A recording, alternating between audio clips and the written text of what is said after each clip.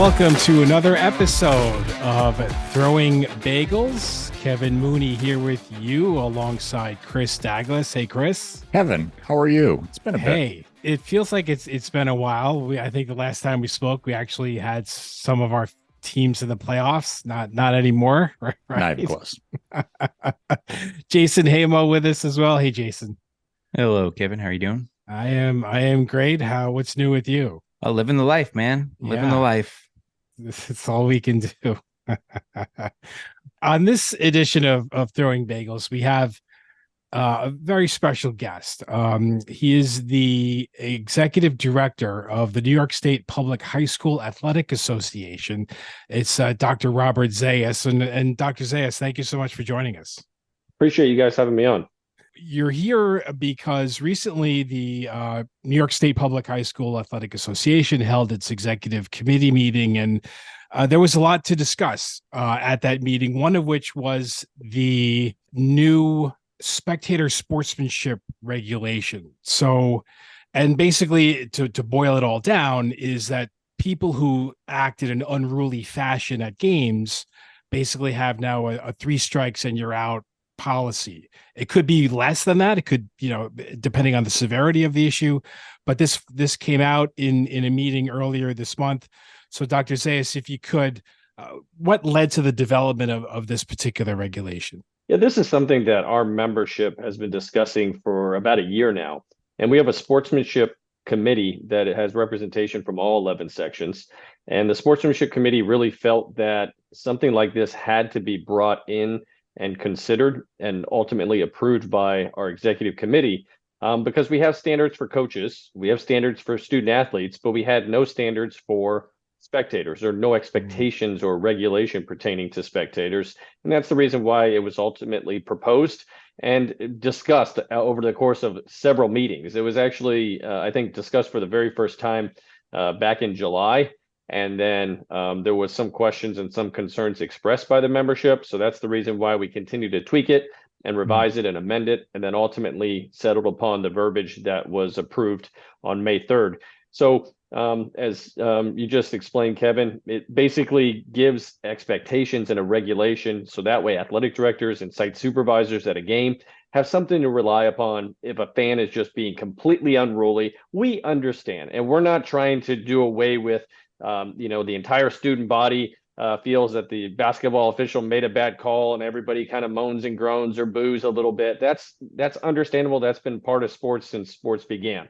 But what we're trying to get rid of is that one fan that takes it upon themselves to completely berate and just is unruly, inappropriate. Then this verbiage gives the site administrator or the athletic director the ability to go up to that fan and say, hey, in accordance with the State High School Athletic Association, you can't behave like this. This is your first warning. If you do it again, we're going to have to ask you to leave, and then you'll be disqualified from the next contest. So you can't come. And I think at least it strengthens the stance of the association as it pertains to this particular topic. Dr. Zayas, go ahead. Well, and just to follow up, if it gets to that point where someone is removed, they have to take NFHS parent credential course as part of that? They could take that course and then come to the next game, or they can decide to go ahead and suffer the penalty and be prohibited from attending the next game. Okay.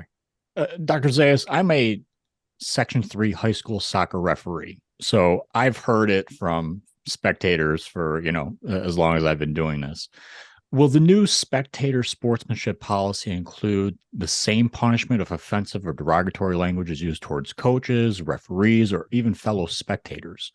Yeah, it would be about the same. But the thing that we've been trying to stress, and I've done quite a few media interviews on this topic over the course of the last couple of weeks since it was approved, and I've tried to reiterate to the media that it's not in a sequential order, meaning that if the behavior is so outrageous that the athletic director can go up and say, you're gone. We don't have to give them a first warning. And okay. I think sometimes, unfortunately, we've seen cases where it does rise to that. But the other message that I've been trying to convey to the media is this policy was really enacted and approved for the few. It's not the majority of high school fans that are coming to games and Sure. don't know how to behave. It's the ones that are confused as to what the purpose of high school sports are. They lose perspective and they think that their son or daughter is actually going to get that full ride Division I college scholarship, even though that we're just hoping they might be able to make the intramural team once they make to the college level. So I think there's an awful lot of confusion out there. And I think some of that through youth sports. I have a theory that I really think youth sports kind of breeds the craziness that we sometimes see in sports today, because parents are spending so much time and so much money on their son and or daughter participating in club sports from the a very young age, that by the time they've reached modified or high school athletics, they've already been participating in that particular sport for 10 years. No longer is the family taking a family vacation. No longer are they doing things as a family that they would really like to do. They're eating dinner at 10 o'clock at night, 4 days a week because of practice and hitting private lessons or whatever the case may be. And now all of a sudden the umpire calls my son out, third strike looking. And you know what? That's impossible, because I've just got done paying $5,000 over the course of the last year for him to have a private hitting instructor. There's no way he could possibly strike out. So I think sometimes the amount of investment, not just from time, but also financially, has really led to some of the craziness that we unfortunately see. And I think there's also a lot of confusion as to the reality of college scholarships today. I've talked to some parents that are just convinced that their son's going to get the full ride Division I college scholarship, and they don't understand really the dynamics of college scholarships or how college scholarships work. That on a baseball team, I believe they give 12 full ride scholarships. So very few guys on a college baseball team are even getting a full ride. Most of them are getting, books and fees maybe, or, room and board, and that's about it. I ran Division II track out in East Texas, and it's not the end of the earth, but you can certainly see it from there. And I ran on a $500 athletic scholarship. And so, I think that's the reality of what a lot of kids ultimately end up experiencing. The top echelon of kids are the ones that are getting the full ride Division I scholarships. And really, that's kind of like the 1% of the 1% that are making it to that level. Definitely. As far as the 1 game suspension and or taking the course, is that a deterrent for like repeat offenders, if you will? Like if it's the same individual and there's like a track record of this individual, misbehaving at sporting events, is there any further punishment beyond that 1 game suspension or the course? Well, I think at any point in time, a school district can take the action that they feel is most appropriate. And I'd always advise them to consult with their school district attorney. If a fan is just not getting it, if every single game, every other game, they're having to address the behavior, then that would really be up to a school district to address in consultation with their school board or legal counsel. Has there ever been a consideration for having a mandate for schools in all sections to have a security escort for referees to and from the parking lot? I've had incidents where spectators have followed us out, and thankfully school administrators have been there, and it's not really been an issue. But for the few incidents that have happened, has there been any consideration for that to be a mandatory thing for all schools? That hasn't really been discussed. And I think, as you just mentioned, the majority of the time, the site administrator or athletic director is aware of what's going on. They can kind of see the temperature of the game rising and realize that maybe the official is being unfairly targeted.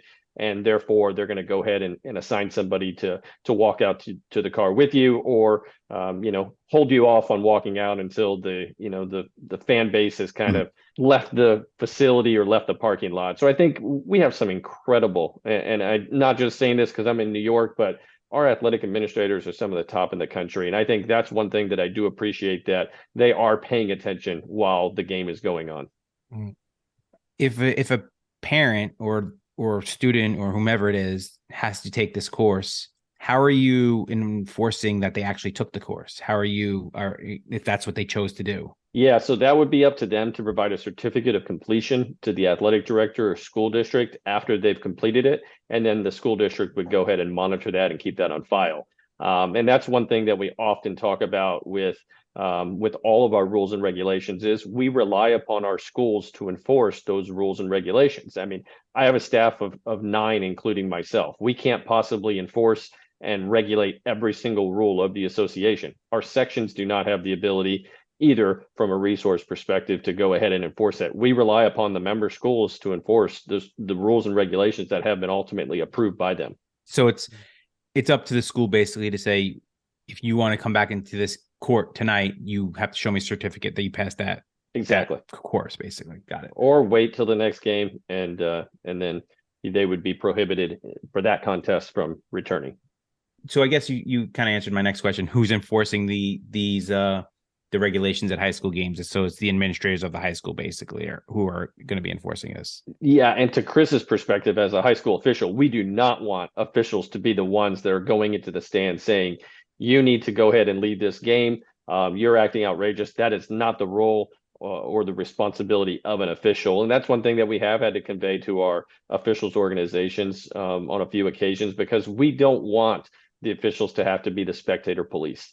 So that's something that we've really been trying to get that word out as well, because I think sometimes the officials are already in a tough predicament. And the last thing we want them to do is feel like they have to then go into the stands. If they are noticing something, their course of action would be to go ahead and notify the site administrator or the athletic director. That's something I was going to bring up is we've been instructed as officials to go to the site administrator or the head coach of the home team so that unruly spectator can be removed or talked to or whatever the course may be. Yeah, you have a hard enough job of officiating. 100%. We don't want you to even make it that much more difficult. We want you to stick around. We don't want you to consider retirement too soon. Yeah, you're lucky I love soccer, so I think I got another 20 years ago. So they're expected to are they expected to kind of stop the game at, and say, listen, you need to go talk to that guy right there? Is that? Yeah, I mean, I think there again, the regulation isn't all encompassing. I think it's going to be based upon the severity of what's going on. It could be done at a timeout. If you're basketball or volleyball, at halftime of a soccer game, if it's not that severe, or if it does rise to that level, then maybe the stoppage of play is warranted at that point in time. And could game forfeits or some other type of penalty that, more extreme be on the table in certain cases, like saying a team can't make the playoffs or something like that? No, we haven't went to that extent. I would hate for kids to be negatively impacted as a result of an unruly fan or spectators.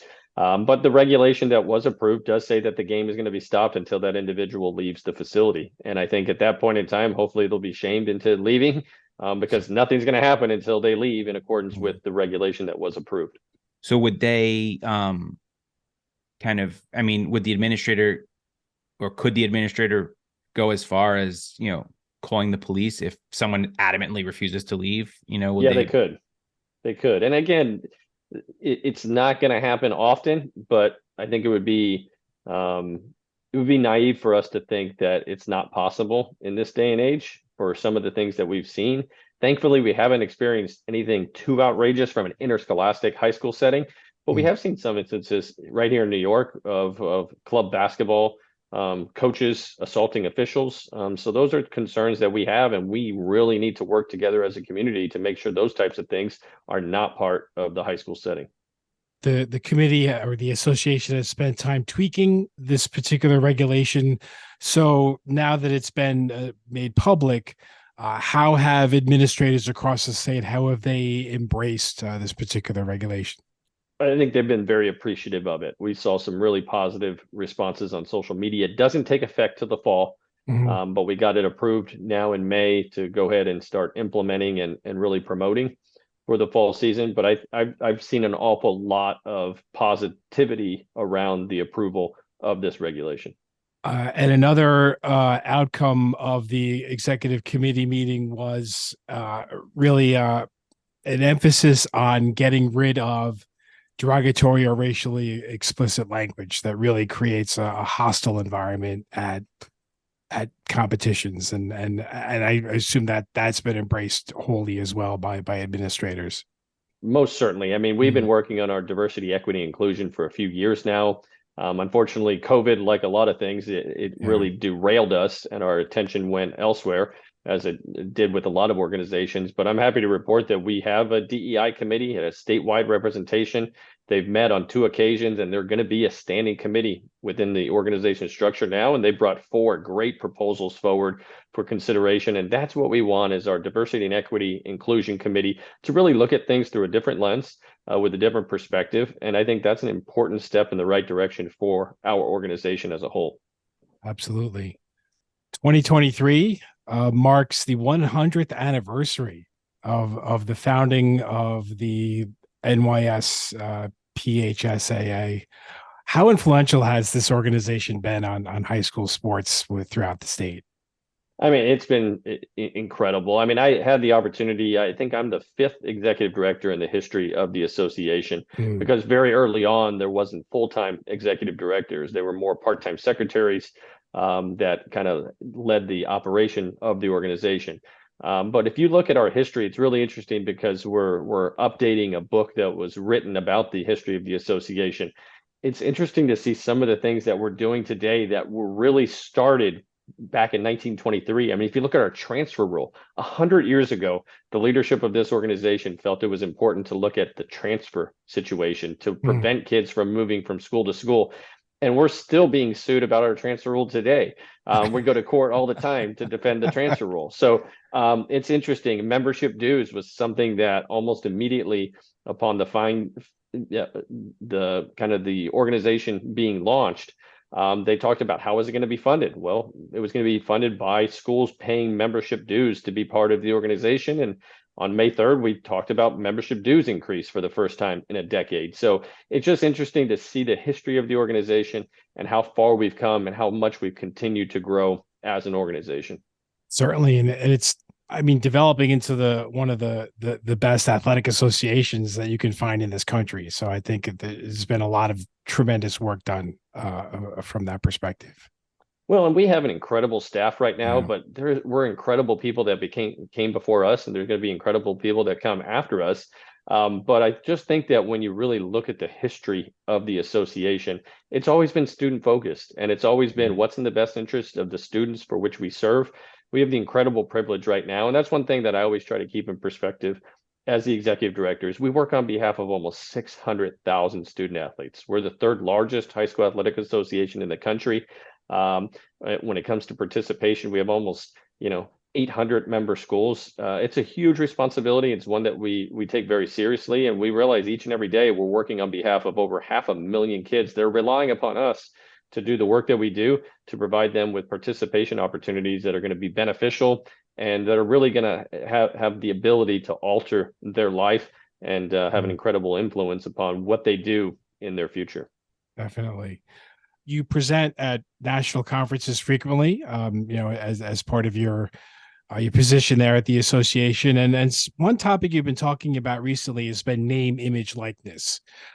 So what impact is NIL having on high school athletics in particular?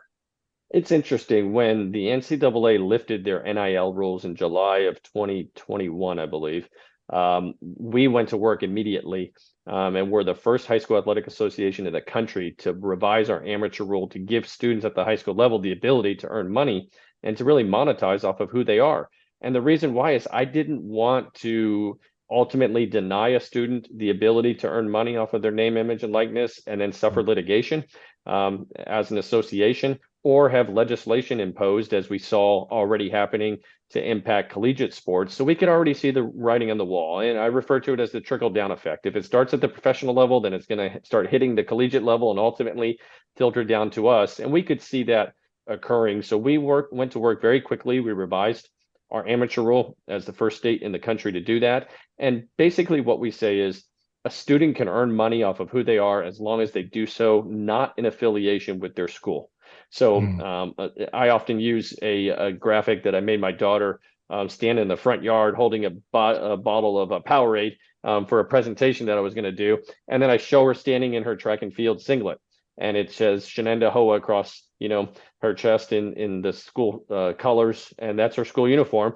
And I use that as an example when I do these presentations, and I show her and I say, this student athlete is in violation of our amateur rule right now because she's wearing her school uniform.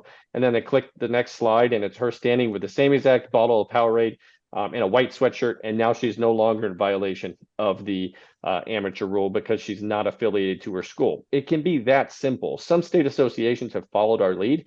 I'm happy to report, I think 25 state associations now have revised their amateur rule after we revised ours. And some state associations have taken it to the extent, New Jersey being the most closely located state, that they actually go into detail as far as what types of products students cannot endorse or sponsor. We didn't take that step because we say as long as you're not doing it in affiliation to the school, then we don't have any concerns. And then you should really work with your own attorney or whoever that may be to make sure that you're signing a contract that's beneficial to you as a student athlete. There are concerns though. I mean, if a student athlete were to sign a 10-year deal with Nike to be a Nike sponsored athlete, and they are that top echelon of kids that we were talking about a few minutes ago, then that really limits their choice of where they're going to be able to go to school if they're obligated to honor that contract as they enter the collegiate level. So there are concerns with it. And one of the things I often also talk about when I speak about NIL is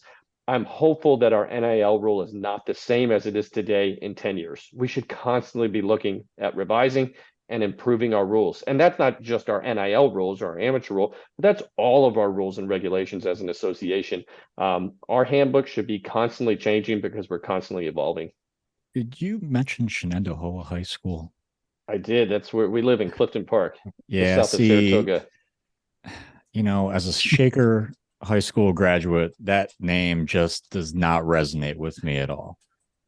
Well, in my defense, we moved with about 5 weeks of notice when we moved to upstate New York. Never been to upstate New York before. We moved from Albuquerque, New Mexico, and just happened to stumble upon Clifton Park. And I bought a house without my wife ever seeing it, which I do not recommend. But it worked out pretty well so far. We've been in the house now for 11 years. Anytime anything goes wrong with the house, it's my fault. Anytime it's great, Of course. It was wonderful purchase. But yeah, so we live in the Clifton Park community, and it's a great place. My kids love it. My wife loves it, and it's a great community. In fairness, and in all seriousness, it's actually a really good school district. So you're making out really well there. I went to college with a lot of people from the Albany area, and I knew a bunch of people that went to one of these two rival high schools. Was on when we were in college. So they would crush us in soccer every single year. Every year. I've always heard they were the powerhouse of they were. Now Shaker is of upstate New York and New York State as well. Yeah, they have some great programs. They really do. What was your experience like as a teacher and administrator in Texas and New Mexico? How was that? How much different is it than New York?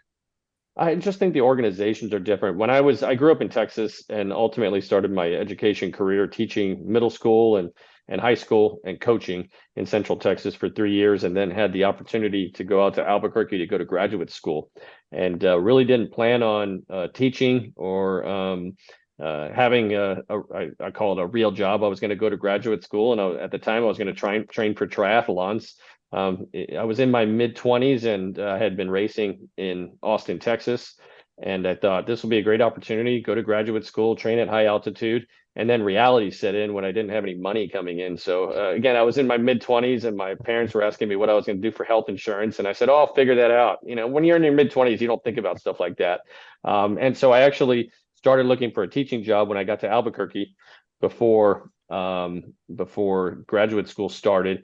And there were no teaching jobs left. And in the classified ads of the Albuquerque Journal, I was looking for a job that was going to give me the ability to make a little money while I was going to graduate school. And I stumbled upon a classified ad that said they were hiring a communications director at the New Mexico High School Activities Association, and thought I'll apply for that job and see what happens. And that's ultimately how I got my foot in the door and rose to the level of associate director before moving out to Albany, New York in the fall of 2012. But I would say that high school sports, the student athletes are committed just like they were in Texas, just like they were in New Mexico. I think it really doesn't matter for the geography, but I think you see throughout this entire country, really high school athletics are so much geared by the coaching staffs that are available.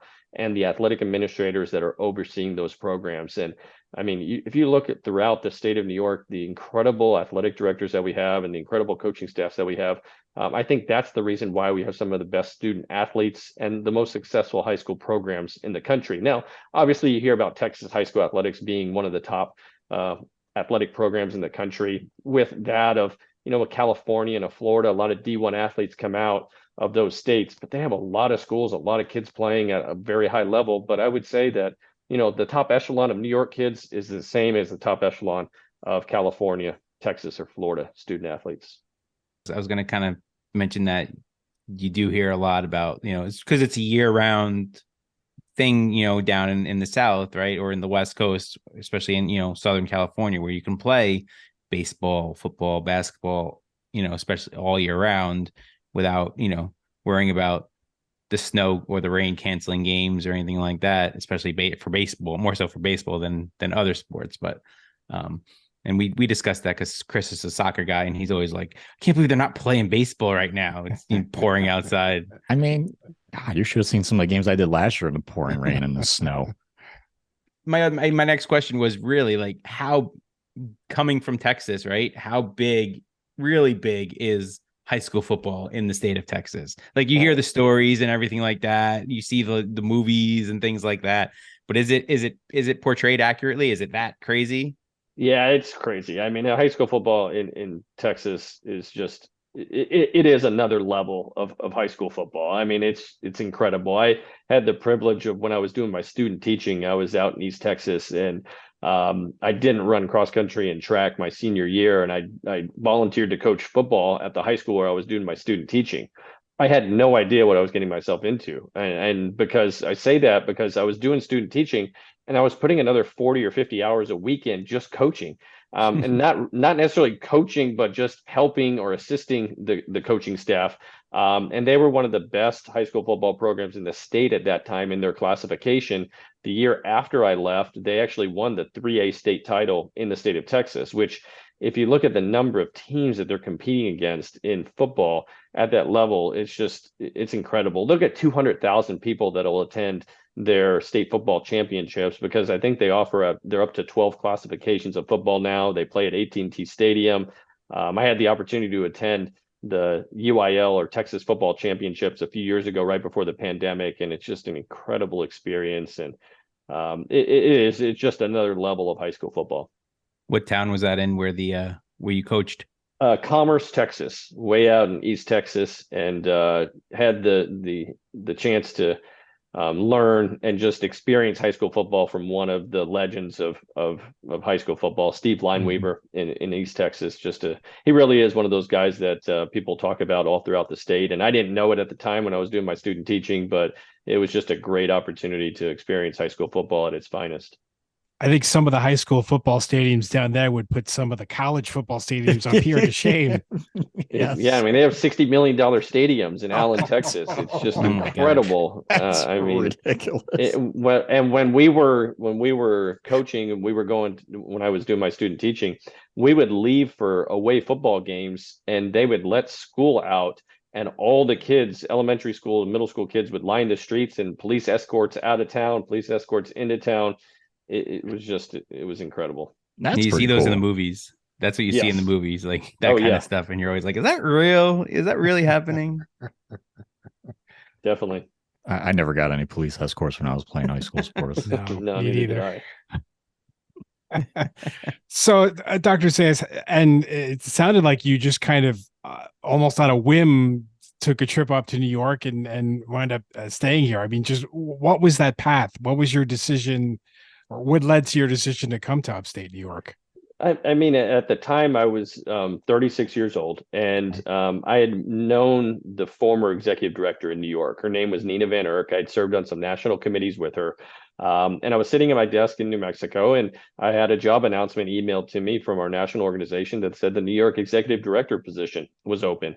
And I knew Nina Van Erck, and I called my wife and said, what do you think if I apply for the job in New York? And she said, what are you talking about? What job? And I said, well, the executive director job is open. I said, don't worry, we're not moving to New York. I said, these jobs are political. You got to know people. You got to have some influence. You got to have served on some boards and committees. I said, so don't worry. I said, it would just be great if I could get an interview for a job of that magnitude. I said, I'll be 30. I'm 36 years old. They're not going to hire me as the youngest person in the country to have this position. So I said, don't worry about it. If I get an interview, that'd be great. So they called me a few weeks later and offered me an interview. And but they said they weren't planning on interviewing anybody from out of state. So they said, you ultimately have to pay for your own way to get up here for an interview. So on about 5 days notice, as my wife looked over my shoulder, cringing, I bought like $1,000 plane ticket and booked a hotel and came up and interviewed just to get the experience. And it was incredible walking into a room, not knowing one person, and just having the ability to talk about my passion and enthusiasm for high school sports, not knowing any of the rules and regulations, but knowing that this is ultimately where I think I can have influence and impact. And at the end of the interview, one of the stories that I like to tell is at the end of the interview, I knew that I was young. I knew I was going to be one of the younger people applying. The board president at the time said, Robert, we want to thank you for interviewing. We want to thank you for coming up to New York and interviewing for this position. And for some reason, I said, well, I didn't come here to interview. I came here to be the next executive director. And as soon as I said it, I was like, what are you doing? You just ruined the entire interview. And I think that ultimately showed people that I was really here to try to make an impact and try to have influence upon, over 500,000 student athletes. So got a second interview, and my wife came up to New York with me to interview for that. We drove around and looked at a few communities and ultimately stumbled upon Clifton Park. But the learning curve was steep when I got the position. We had about 5 weeks to move. We had our daughters were 2 and 5 at the time. Wow. So my wife was just on the verge of becoming a school administrator in New Mexico when we left. So that was a huge move for her. And so I couldn't have done any of this without her support. I was just trying to finish up my doctorate at the time. So I still had to take comprehensive exams and study for comprehensive exams in about a 2-week period, which is not ideal. But it's been an absolutely incredible experience. But walking into a room for the first year to 2 years and not knowing anybody, that was probably the biggest learning aspect of my professional career, was just navigating how difficult that was, not knowing the rules and regulations and having to explain the rules and regulations or having to answer questions about them. But it's been this is a dream job for me. I couldn't imagine doing anything else. And I really do enjoy it each and every day, even though a lot of days are absolutely crazy. If a role came up in like Texas, near your hometown or Albuquerque, would you look at that and think about going back down there? Are you kind of entrenched yourself in New York at this point? I mean, we love upstate New York. My wife sells real estate. She's got a thriving business going right now, and my kids love upstate New York. So I consider this home. So, I mean, I couldn't imagine doing anything other than what I'm doing right now. And so no one had seen snow ever in their lives before coming upstate. I mean, we had a little snow in Albuquerque, but not enough to need a snowblower. I mean, one of the first big snowfall that we got when we first moved to upstate New York. I was all excited because I bought a snowblower. So I went out in the driveway and cranked it up, and my wife and daughters were looking out the window, and I went all the way down the driveway one time and turned around, the snow's flying to the side of the driveway, and I thought, I got this, and the snowblower died. And I was like, what happened? Well, a guy from Texas doesn't operate snowblowers very often. I didn't take it off choke. So I had no idea. So that was a hard lesson to learn very quickly. Oh man, your wife and your kids are probably like, we're not going out there. Are you kidding me? It's too cold outside. We're going to stay inside. Shoveling. What do you mean? Yeah, so that was definitely an adjustment. But I mean, now I consider us, New Yorkers. My kids have lived in New York for the better part of their life, and we've been here now 11 years, and it really is home. We love it. It's a great example, I think, of gambling on yourself. Really, I mean, there could have been opportunities for you to say, no, I shouldn't apply for this. I still have my doctorate to do. No, this is not the right time. But you keep saying it's not the right time, and then you may never have that opportunity again. So I think that's really a great story of knowing that this is something you really wanted to do, and just said, the heck with everything else, I'm going to go for this. And it really turned out for the best for you. Yeah, when you get the opportunity to be one of 51 throughout the country, you don't pass it up. Yeah. And really to have these types of jobs, I do consider it an honor and a privilege. And I try and always to keep in perspective, just, never forget where you came from. I think is one of the greatest lessons that I always try to remember is, I remember teaching middle school and high school, and that was a fun time period in my career. But back then, I would have never dreamed to have the opportunity to do what I'm doing today. So I take full advantage of it and really try to value it in each and every day. And I'll tell you, as long as that interview went well, if I was the person interviewing you and you had said that to me, I would have been like, "You're hired right away." Like to show passion like that, like that's to me, that's like gets you like extra points. Well, I mean, and I do. I mean, I came in with a great deal of confidence, and I don't feel like I have an ego, but I do feel like I have a lot of confidence. And now that I've been in it for 11 years, it's crazy that I'm now ranked 9th in the country for tenure with all executive directors, because it is a position that does tend to turn over pretty quickly. You don't get these positions at the age of 36 in most states throughout the country. You get them at the age of 56 or 66. So a lot of times executive directors will serve 5 to 10 years and then they retire. So very seldom do you see a lot of people, although I'm hoping that maybe I started a trend, because there are, a few states that have taken, on younger executive directors with less experience, but a great deal of passion and enthusiasm and energy. Because I think the job has changed so much in the last decade, and it's changed even more since COVID. It's no longer oftentimes an athletic administrator position. A lot of times it's a political position that you have to be willing and able to navigate, not only on a daily basis, but sometimes an hourly basis. And I really enjoy the uncertainty of the job each and every day. And a younger person can give a different perspective than someone who's, in their 50s or 60s can, right? When, in a role, you're a little bit closer to the high school age when you remember, doing things versus someone who's 60 years out or yeah. Well, I don't want to knock being 50 or 60, because I'm on my way here pretty quick. So, I think, you can go ahead and have the energy and passion at the beginning, and then merely take the expertise and the knowledge and make that your strong point as you approach 50. Because I feel like it's quickly coming upon me. Does the turnover sometimes go where people just move on to like college and do things like that in college, or no? Very rarely do you see people take the leap from high school administrator or executive director to college. A friend of ours went from associate director in Texas, and now I believe she's chief of staff for University of Nebraska football. But those are really rare things that you see happen throughout the country, just because high school is so different than that of college athletics. Two completely different worlds, where I really think a lot of collegiate athletics today at the administrative level is really based upon fundraising. But again, I don't know a lot about that world because I'm so entrenched with the high school setting. Just one final observation, at least from my perspective. I mean, your role as an executive director, the roles of different high schools as high school sports administrators, even the roles as teachers. There's so much work that these men and women do day in and day out that goes unseen by students, by parents, by people sitting in the stands. I mean, can you take us through that? Like, just what is a day like? How much work exactly is being done behind the scenes, that these people do every day?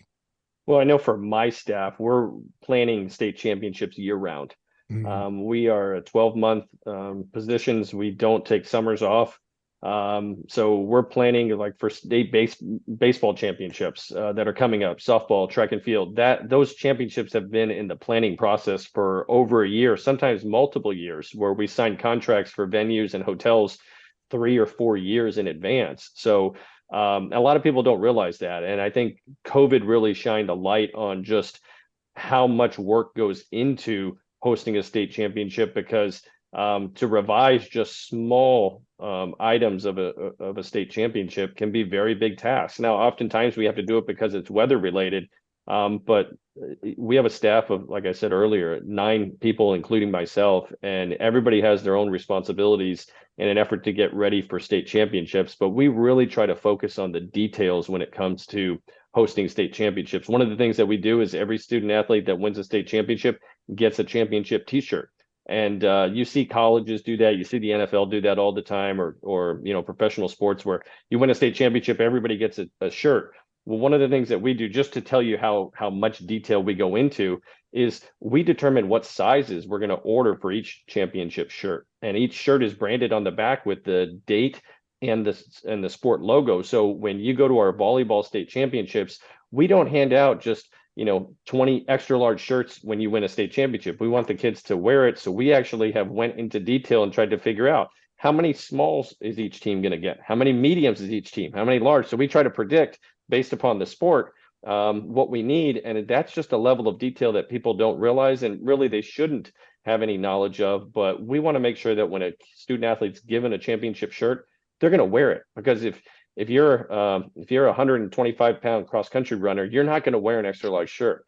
And we don't bring a lot of extra large shirts to the state cross-country championships. Whereas for the basketball championships and football, we definitely do. So that's just one example of the amount of detail that goes into organizing these state championships to make sure that really there's no stone left unturned, and the student athletes, the coaches, and the fans are going to have a great experience. And that's one of our focus as a state association, is hosting those state championships to the best of our ability. Dr. Zayas, thank you so much for joining us. We really appreciate it, and we had a great time. The time flew by. I'm looking at it. We're already, I guess, almost 45 minutes. So that's always the sign of a good interview, and appreciate the opportunity to come on. It was great talking with you guys. And that was Dr. Robert Zayas, the executive director of the New York State Public High School Athletic Association. And that was just a great interview, guys. It was, yeah. I mean, very enlightening. So much information on what they're doing, what their plans are to do. Amazing. I love the story about him getting the job. Like, that's just a classic story right there. I mean, it's something I would never have the confidence to do myself, but I mean, I guess that's the way to do it. Like, now I this isn't just an interview for me. I'm coming here to take your job. Yeah. Seriously. That's the ultimate, like, mic drop. Right. Yeah, exactly. It's an example of, what have you got to lose, right? Like, what's the worst that they can say to you? No, that's the worst that they can tell you. And that's the thing. Some people, right. And that's the thing. Some people, and like Chris said, like, would I have the confidence to do something like that? Like, that's the ultimate, like, you just, you never know until you try type thing, and if they say no, they say no, I mean, I got so many rejection letters after college. So, for me, it was like, oh, just another one in the mail today. Yep. It's and my career as a producer for radio shows, I was getting no all the time. Like, I would get no 80% of the time would be no, nah. Even booking for this podcast, sometimes we'll get a no, but we've been very lucky. We've had a lot of great guests, and they've all said, yeah, when can I do it? Let me know. So it's been fortunate with this podcast that we've had some really great guests. I think I've gotten along the way. Yeah, I've gotten a bunch of no's and no answers. So I think I'm the unluckiest of the three of us here when we're trying to book a guest. I think Kevin's had the best luck so far. Absolutely. Well, what can I say? I cross my fingers a lot when I'm sending these things out. Maybe that's working. It is good that the association is taking measures to really prevent games from totally getting out of hand. And the worst part is when a parent is out of control, their son or their daughter they probably want to find a hole to crawl into because they had nothing to do with it, and now they're forced to stand there and watch their parent act in that fashion. And it's just embarrassing for them. It's embarrassing for everyone. And now there's, in the fall, there will be measures in place to kind of prevent that from, getting worse. Yeah. And you bring up an excellent point, because I can actually give you a firsthand account of a game that I refereed last fall, where a parent did just that, embarrassed their child. I mean, this was a JV game. Like, it's not. Come on. This is not a World Cup match, right? So, and the poor kid, I mean, he was letting me have it too. But anytime his kid was on the ball, just ripping her for, like, if it was like an errant pass or she turned the ball over or whatever the case may be, he was all over her. And mind you, the majority of the time with parents, and it's males, it's the dads. And I'm not going to say some moms don't do it, because, you know, you'll hear like, like Dr. Zayas said, like, a crowd will get on you if you make a bad call. And that's part of the game, and that's totally fine, and it's totally acceptable, especially if the referee makes a mistake. And by the way, we're human. Just keep that in mind. Yeah. Okay. Yeah. But no, it's unacceptable, Chris. we're Unacceptable. robots. Robots with a whistle. But, you know, this specific game I'm talking about, where this poor kid was just horrified. You know, anytime I ran by her, well, she was just mortified. And the thing is like, when the two teams switched sides of the field, like, he took his chair from one side of the field to the other side of the field so he can be closer, not only to me, but to also his daughter. I mean, that's not being there to support your kid, right? That's just being there to be a jerk. Well, And it's ridiculous. it goes into what Dr. Zayas was kind of saying a little bit. Like, people think their kid is going to go D1, you know? And Yes. like, my kid's the greatest. Like, my kid, I know my kid is the greatest. I spent, you know, $5,000 to have them for 5 months of lessons. Yeah. And there's no way that my kid can strike out. You know what I mean? Right. You know, people have taken it to a new level. I don't remember this when we were younger. I don't remember this bad when we were younger. Like, my dad used to yell, but he wasn't yelling at like umpires or referees or things like that. My dad was just like yelling at me to do things, to be like, to just do something, to be like, swing the bat, you know, or like, but it wasn't old.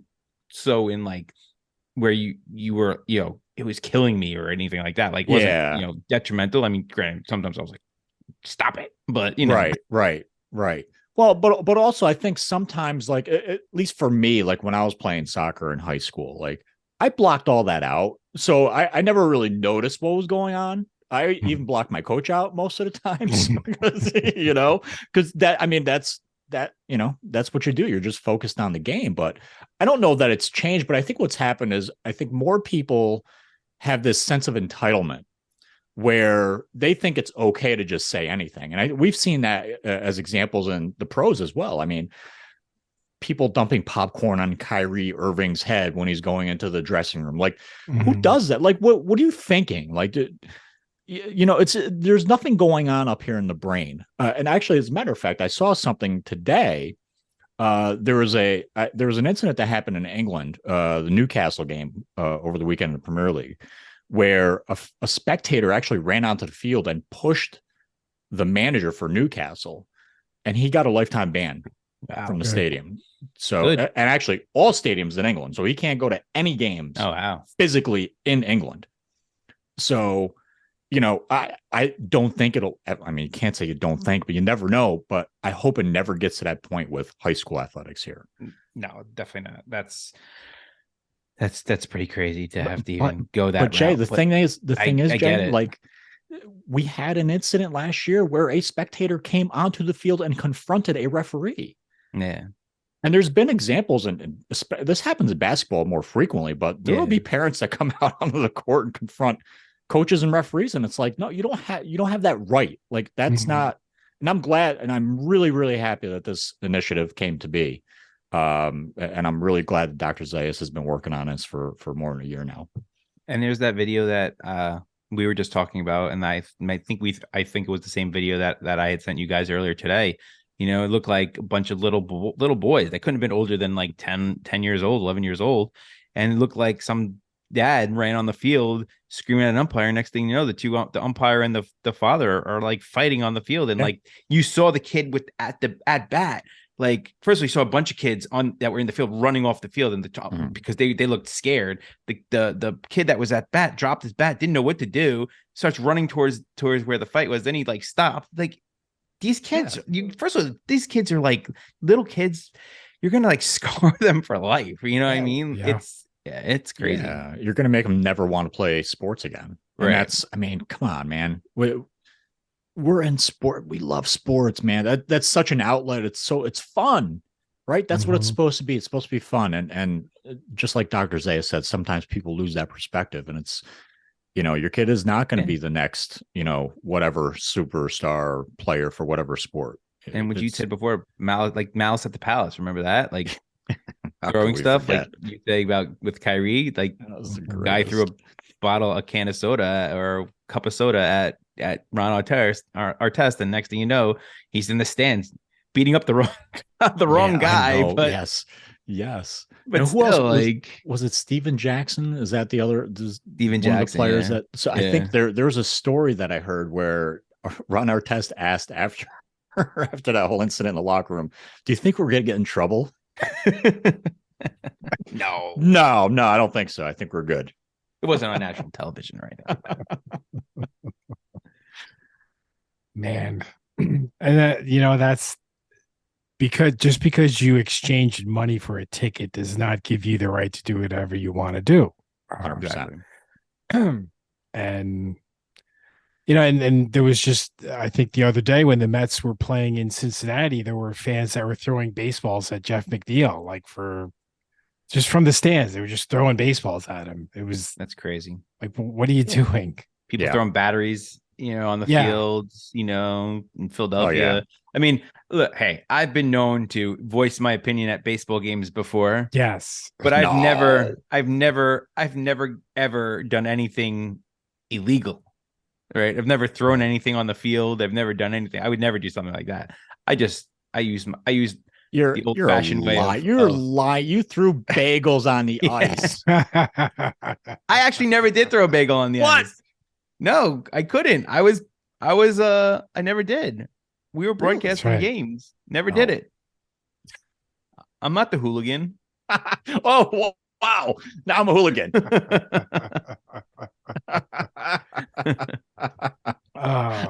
Hopefully someday we'll get to a point where you can just go to the game and enjoy it, and Yeah. joke that the referee or umpires can't see. Okay, fine. Right. Get your glasses checked, whatever. Right. It's Great. like the kids, But just like take it easy. right. It's like he said with the, with like they don't want to punish high school kids. Like, Yeah. high school kids are probably, when you do, or college kids, when they, they do those chants and things like that.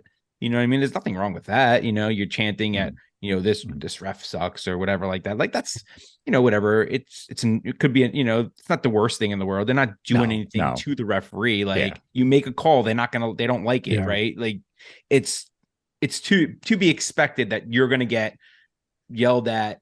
I don't want to say nicely yelled at, like in a in a nicer way where no one's attacking you, verbally. But if the worst that happens to you as a referee is saying that you stink because you made a call, like as long as they're not braiding you like really with barrages of F words and things like that, like Well, I was politely told to retire after a game last year, and I was not the youngest referee on the field, so I actually took offense to that. And there's not a lot of people behind you, Chris, are there? Unfortunately, I am one of the younger referees in the org, and you're old. Listen, I'm getting up there, but like on a serious note, we do need referees. So if there's anyone listening out there that wants to sign up for to be a high school soccer referee in the fall, get in touch with me. You can at me anytime or at the show anytime. Get in touch with the show, and I'll be happy to give you contact info and show you the ropes. And it pays pretty decent for a couple months. You got a nice little side gig. So absolutely. We definitely need referees. And that's what Dr. Zayas was alluding to during the conversation as well. We need more of you. I wonder what could happen. Like, can you imagine running out of referees at some point? You wouldn't be able to play sports. Right. That's what I'm saying. You just can't. I can't even, like, that would be crazy, It'd be terrible. Run out because, certain people obviously get older and they don't want to do it anymore. And then, people retire. Or they just right. can't physically do it anymore. Because exactly. we have some guys in their 70s. believe it or not, that are still running around on a soccer field. Yeah, it's crazy. And soccer of all the sports, that's Of all like, sports, yeah. Like of all the sports, that's kind of like the sport, one of the sports that you have to be the most conditioned, you know, because you're doing a lot Yeah. more running than any other sport. Like basketball, you know, you have two other referees with you. You know, Right. baseball, you're pretty much stationary for the most part. Mhm. You know, Yeah. Soccer, there's two referees, and in high school soccer, there's usually just two referees instead of a 3-man system. So the only time we use a 3-man system is in sectionals. So, but in 2-man system, yeah, we're literally running on average probably 4 to 5 miles a game. Yeah, you know, and that's only because you're only covering part of the field. right. So if you were covering the entire field, just think about that. You'd be running 10 miles a game easily. Can't even imagine that. You know, Too much running for me. keeps me in shape. Kevin doesn't. Kevin Yeah. Kevin runs to the fridge. That's it. That's Gets his Diet Cokes. and does curls with the Diet Cokes. That's what you're right. No, I should point out that as old as Chris is, he's not as old as Jason or I. So That's true. That is true. saying. Kevin's the oldest one on the show That's right. I'm old by a month. Yep. All right, that will do it for this edition of Throwing Bagels. I think our next one should be fun.